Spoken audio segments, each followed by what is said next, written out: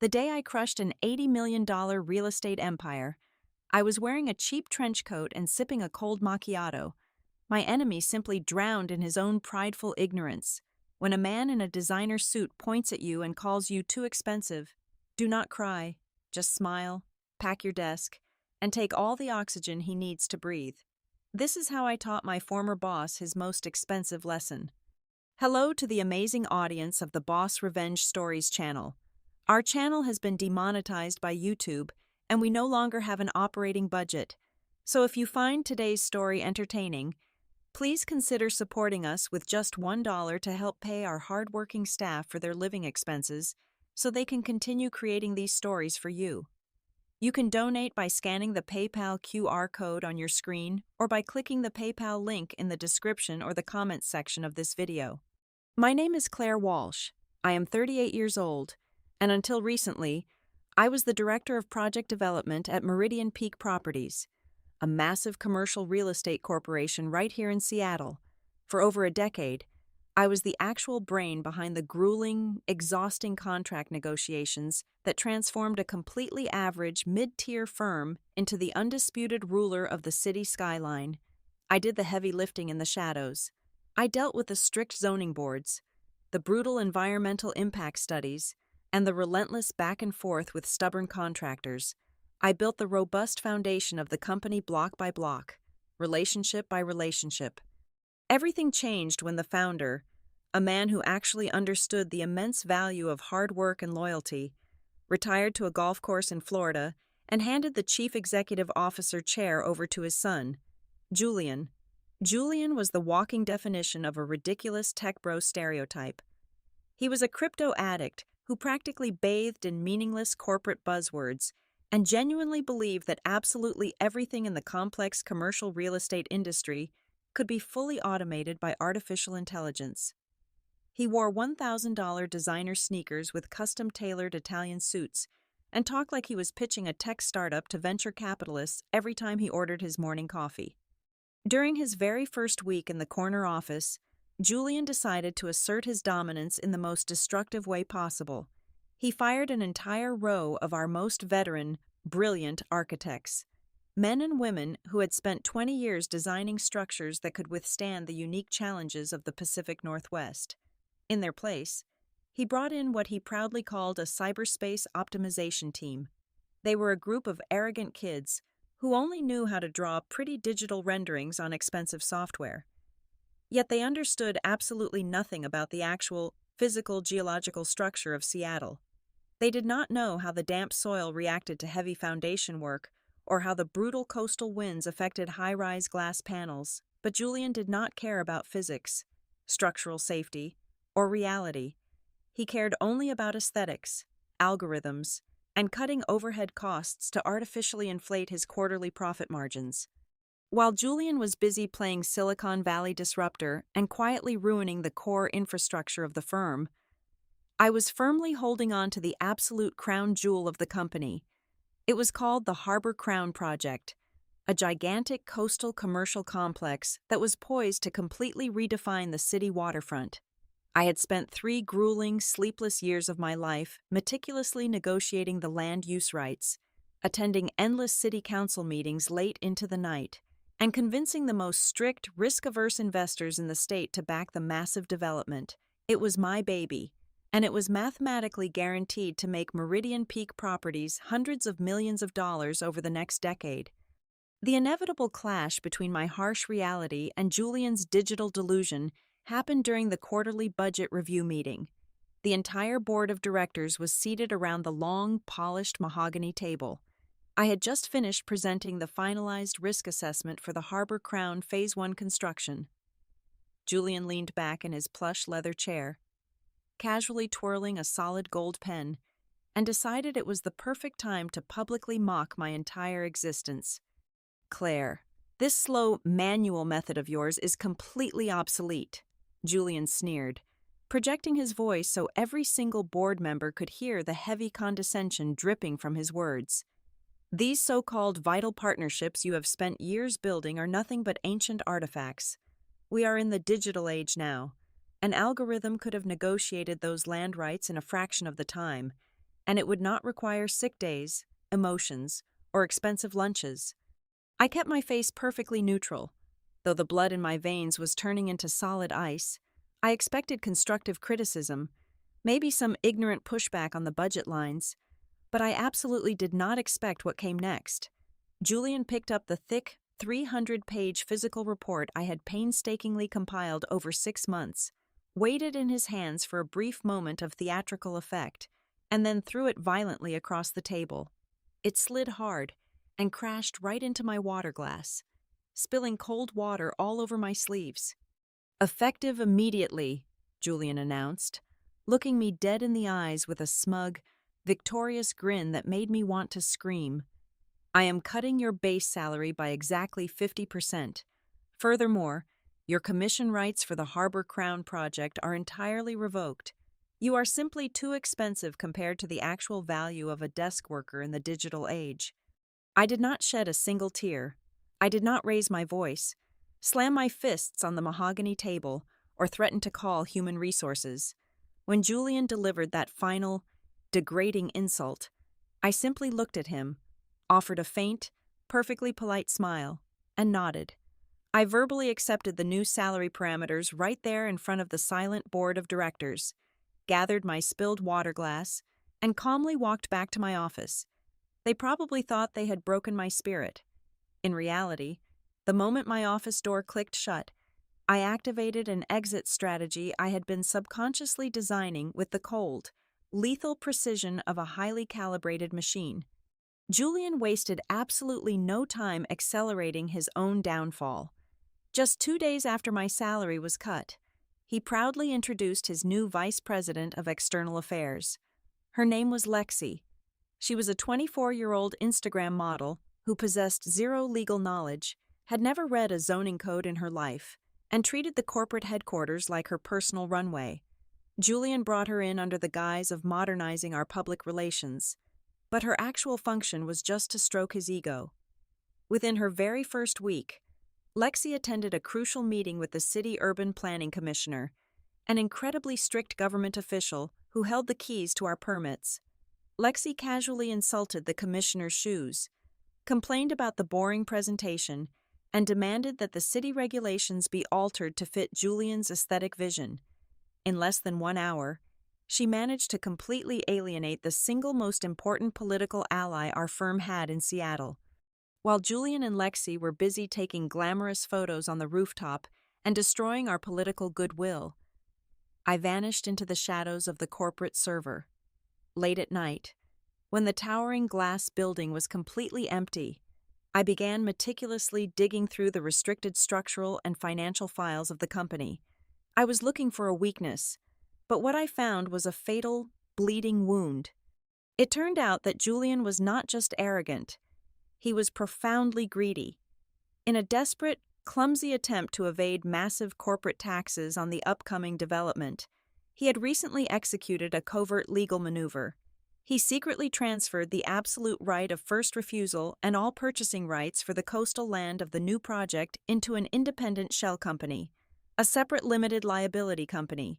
He thought he was being a financial genius, hiding the most valuable asset off the main company books to dodge the Internal Revenue Service.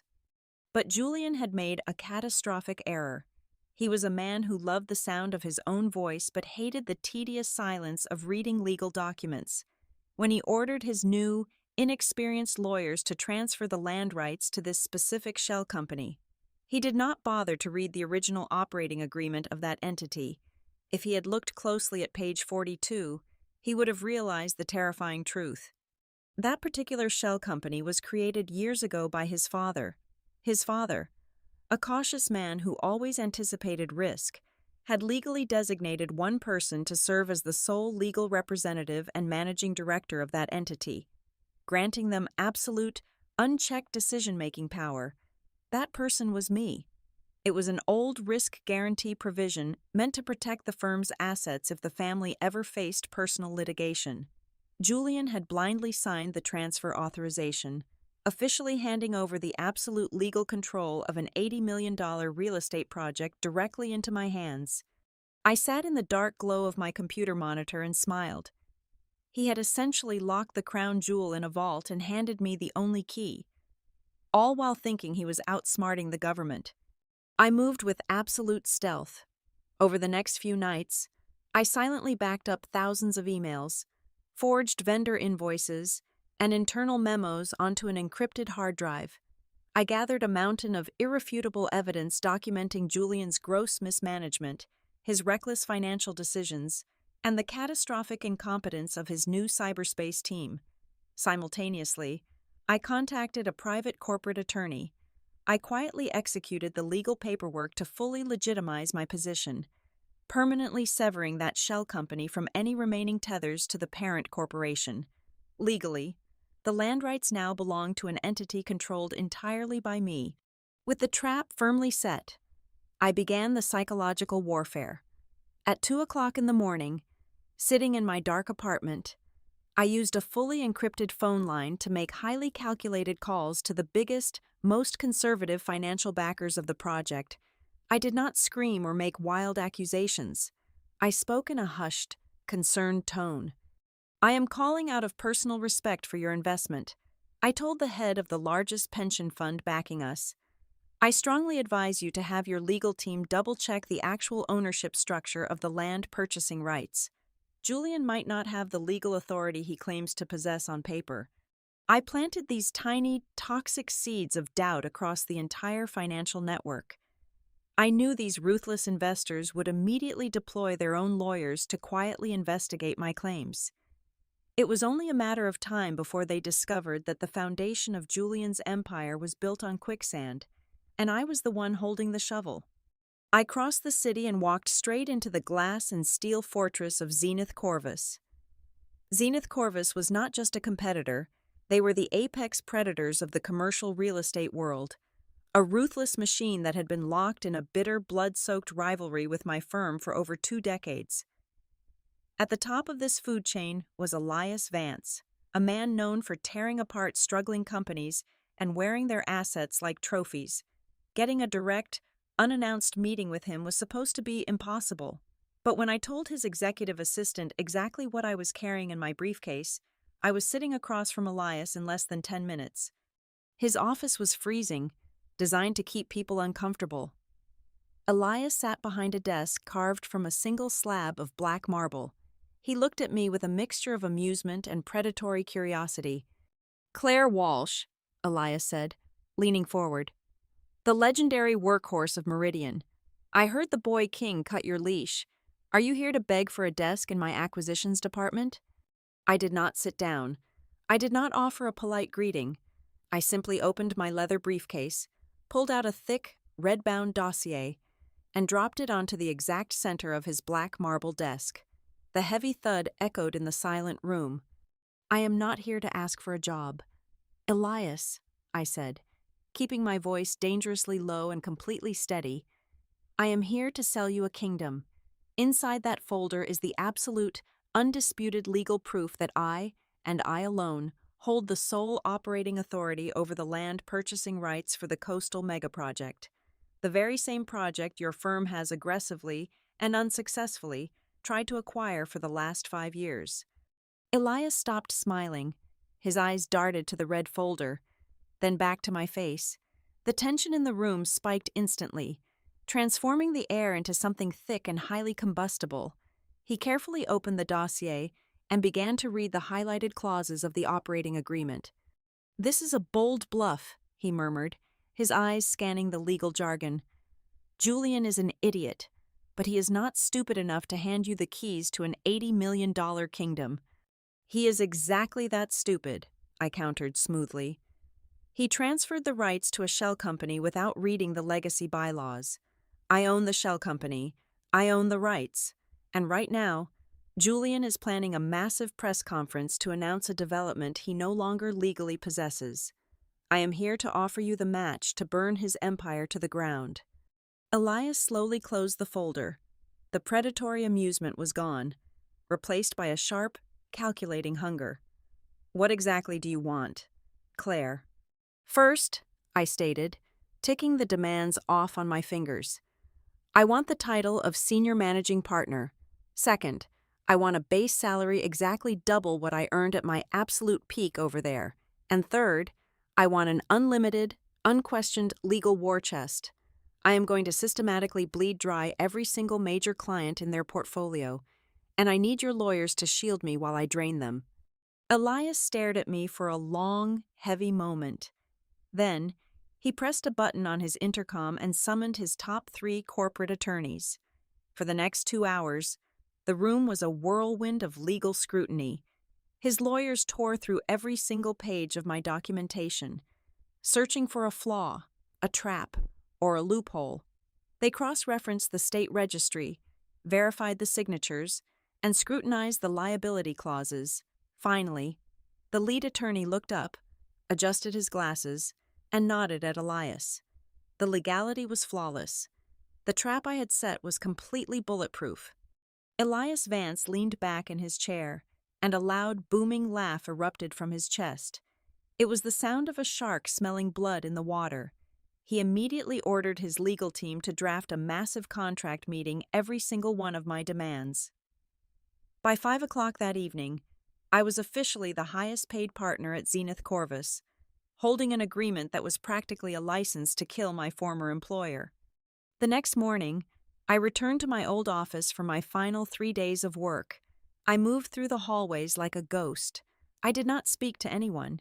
I simply sat at my desk, sipping a hot cup of coffee, and watched the chaos unfold outside my glass door. Julian and Lexi were frantically running around, screaming at event planners and throwing money at caterers. They were completely consumed with preparing for the lavish press conference scheduled for the end of the week. They were ordering custom ice sculptures and champagne towers to celebrate the public launch of the monumental coastal project. It was deeply satisfying, almost intoxicating, to watch them eagerly pour their remaining budget into celebrating a mirage. They were throwing a massive victory party for an asset that was already sitting safely locked inside the vault of their worst enemy. The grand ballroom of the Grand Pacific Hotel was dripping with manufactured opulence.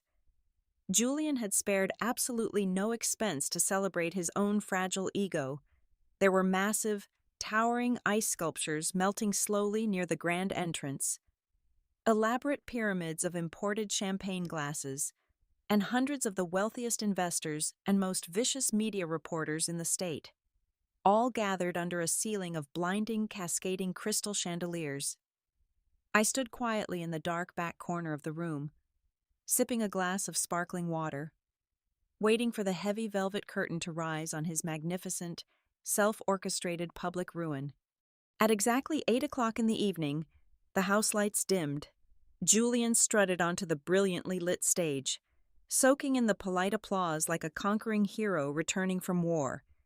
He gave a brief, agonizingly hollow speech, filled with empty corporate buzzwords before proudly introducing Lexi to present the architectural future of the city.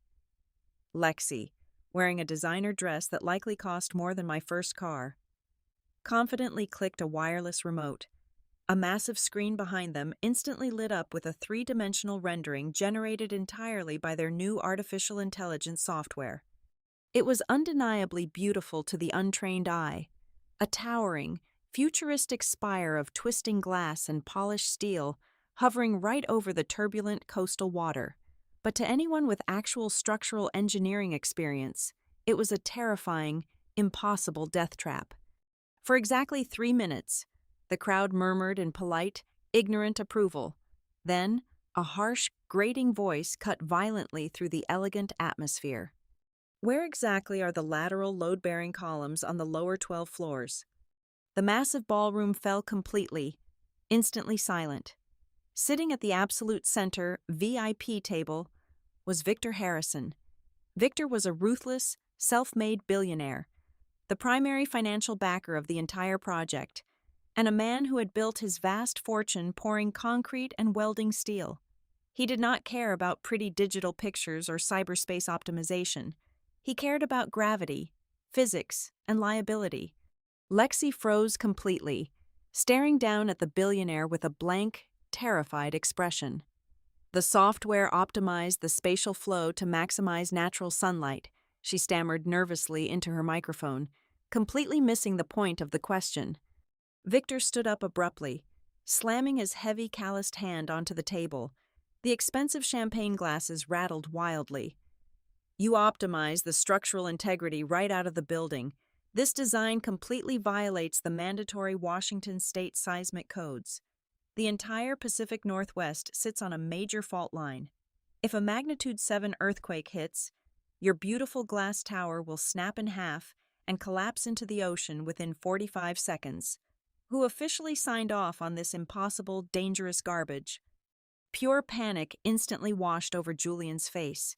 The arrogant smugness vanished, replaced by the sheer, unadulterated terror of a boy caught playing with matches in a dynamite factory.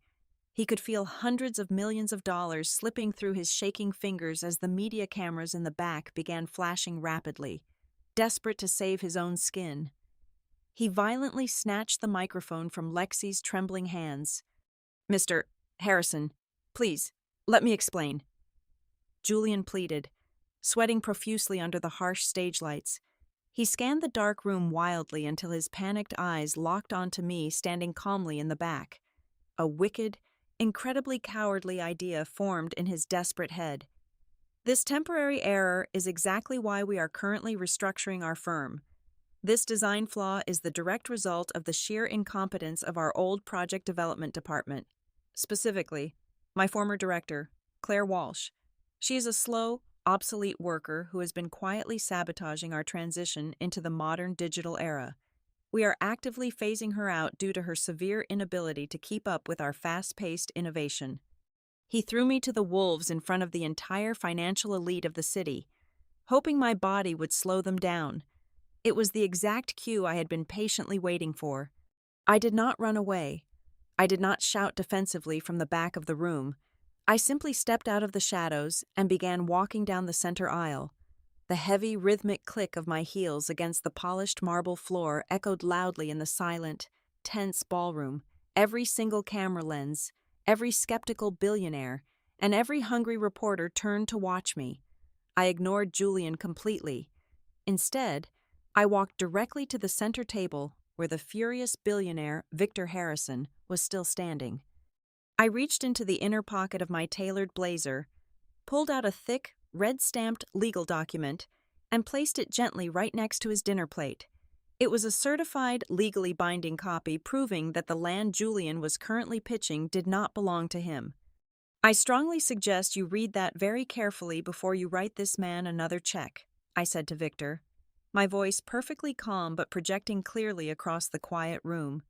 Then, I slowly turned around to face the brightly lit stage.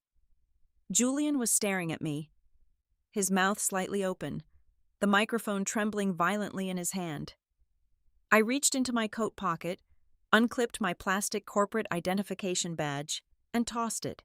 It flew through the air and landed with a sharp clatter right at Julian's expensive leather shoes. "I am officially resigning from this company, effective immediately," I announced, my voice slicing through the heavy air without any need for a microphone. "I refuse to let my professional reputation be tied to an active, fraudulent real estate scam. The design you are looking at is entirely illegal, and more importantly, the man standing on that stage has zero legal rights to build absolutely anything on that coastal property." The ballroom erupted into absolute chaos. Reporters began shouting questions over each other, and angry investors frantically grabbed their phones to call their lawyers. Julian dropped the microphone, his face draining of all color as the crushing reality of my words finally hit him. I turned on my heel and began walking toward the grand exit doors. Just before I crossed the threshold into the cool night air, I paused and looked back over my shoulder. The chaotic room held its collective breath to hear my final words. "You said I was too expensive, Julian," I said, ensuring every single person in that room heard the absolute finality in my tone. "But what you are about to pay for your absolute ignorance today, you could not afford even if you sold the entire company." The very next morning, the sun rose over a completely different corporate landscape. I sat comfortably in my new, expansive glass corner office on the 40th floor of the Zenith Corvus building. The air was quiet, smelling of expensive leather and fresh dark roast coffee. I opened my digital contact book. picked up the encrypted phone, and began dialing the private numbers of every single major client I had ever brought to my former employer. I did not need to beg or convince them. The disaster from the night before had already done all the heavy lifting for me. "Good morning," I said calmly to the head of the Maritime Logistics Union. "I am calling from my new desk at Zenith Corvus. I have the land rights securely under my control. If you want your investments protected by actual legal competence rather than experimental artificial intelligence, you know exactly where to send your portfolios." While I was calmly restructuring the entire commercial real estate market of Seattle over a cup of coffee, the shiny halls of Meridian Peak were violently descending into absolute madness. Julian had finally sobered up from his public humiliation and stormed into his office, screaming at his legal department to fix the mess. That was when his terrified lead counsel handed him the final, undeniable reality check. They informed him that the massive land purchase contract for the coastal project was officially dead. The independent entity holding the exclusive purchasing rights had formally and legally refused to authorize any partnership with Meridian Peak. Julian practically tore his own hair out when he realized he had personally signed the document giving me the power to lock him out of his own vault. The financial fallout was swift and apocalyptic. Victor Harrison is not a man who forgives public embarrassment or structural incompetence. Within exactly 48 hours, he and the 6 largest investment funds in the state executed the emergency exit clauses hidden deep within their partnership agreements. They simultaneously pulled their massive capital reserves out of Julian's sinking ship. This unprecedented mass exodus instantly triggered brutal penalty clauses for breach of contract, suddenly burying Meridian Peak under tens of millions of dollars in immediate, unpayable liabilities. Those brilliant investors did not just take their money and hide, they walked their massive portfolios directly across the city into the lobby of Zenith Corvus and placed them securely in my waiting hands. Desperate, cornered, and rapidly running out of oxygen, Julian tried to fight back using the only weapon he thought he still had. He drained the last of his operating budget to mobilize a small army of aggressive corporate litigators. They rushed to the state courthouse and filed a massive emergency lawsuit against me, accusing me of malicious corporate espionage and stealing vital trade secrets. It was a pathetic, flailing attempt to intimidate me, but it died instantly. The presiding judge took exactly one look at the heavily documented paperwork my lawyers provided. The lawsuit was thrown out of court before lunch.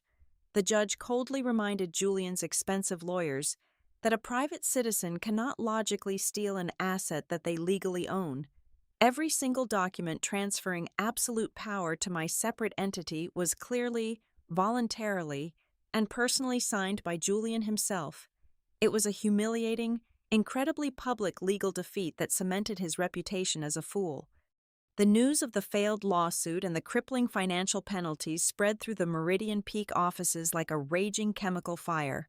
The remaining veteran staff, the project managers and structural engineers who actually knew how to keep the lights on, saw the terrifying writing on the wall. Absolute, uncontrolled panic set in. They realized their paychecks were going to bounce. Within 3 days, talented personnel were submitting their resignation letters in massive, overwhelming waves. They abandoned their sleek digital desks, packed their boxes, and flooded the Human Resources Department of Zenith Corvus, begging to work under my leadership again. Julian was left wandering the echoing, empty hallways of a hollowed-out corporation. He was screaming demands at empty cubicles, completely devoid of any positive cash flow to pay the massive lease on the building. And as for Lexi, his arrogant vice president of external affairs, her loyalty evaporated the second the money dried up. The very morning the local business journals published the headline stating that Meridian Peak would not be able to meet the payroll obligations for the month. She vanished completely. She did not even leave a polite resignation letter. She simply packed up her expensive designer bags, permanently deleted her corporate email account, and fled the city to find a new wealthy sponsor. She left Julian entirely alone, completely isolated in the crumbling ruins of the magnificent empire he had managed to destroy in less than a month. Pushed to the absolute brink of total ruin, Julian simply refused to accept his defeat gracefully. A cornered animal is always the most dangerous, and Julian was entirely out of options. Late on a Tuesday afternoon, he somehow managed to bypass the Zenith Corvus security desk under the strict guise of a formal settlement negotiation. He stormed into my designated glass conference room, his expensive designer suit wrinkled, his eyes bloodshot and manic. He slammed a thick manila envelope onto the center of the heavy oak table. "I am going to destroy you, Claire," Julian hissed, his voice trembling with a toxic mixture of fear and pure hatred. Inside that envelope are highly detailed, manufactured financial records. They perfectly frame you for embezzling over $2 million from the corporate accounts over the past 5 years. I have 3 different hungry journalists on standby right now. If you do not sign the Harbor Crown rights back to me by 5 o'clock today, I am sending this directly to the press. You will never work in this industry again." He smiled a sick, desperate grin, genuinely believing he had finally trapped me in a corner. He expected me to panic, to cry, or to beg for a compromise. Instead, I did not even bother to open his fake envelope. I leaned back in my leather chair, perfectly calm, and picked up a small black remote resting on the table. I had meticulously anticipated the exact moment his dirty, cowardly nature would surface. "You really should have learned by now, Julian, that I never enter a room without securely locking all the exits," I said softly. I pressed a single button on the remote.